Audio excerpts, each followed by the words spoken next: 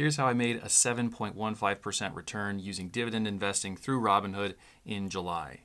First off, I spent $175 buying new stocks. Here's what I bought. $96 worth of ARCC, $74 of SCHD, and one more share of KOS. And my dividends added up pretty darn quick this month. So the big winner overall for the biggest dividend of the month was for sure Rhythm Capital with a $5.15 dividend. That's at least 2 tacos, not quite a burrito. Overall this month, I made $7.24 in dividends. And so if we translate that into a yearly return, that amounts to 7.15%.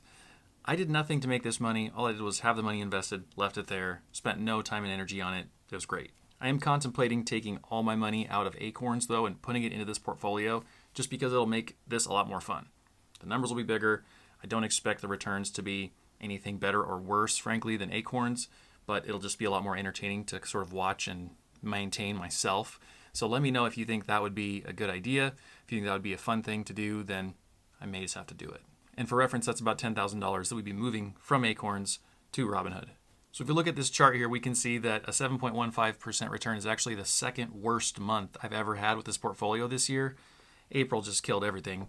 But the only worse month I had than this was the month before in June. So 7% typically would be a great return.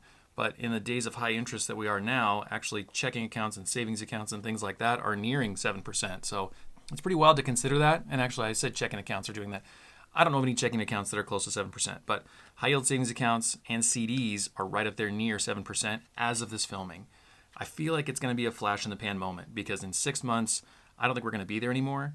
So I'm pretty tempted to make a full overview video of all the highest CDs, highest yield savings accounts and all that, because if anybody has cash they want to park for 1 to 3 years, I think you could jump on some pretty interesting CDs right now and get some really awesome returns between 5 and 7%. So let me know if you want to see that video.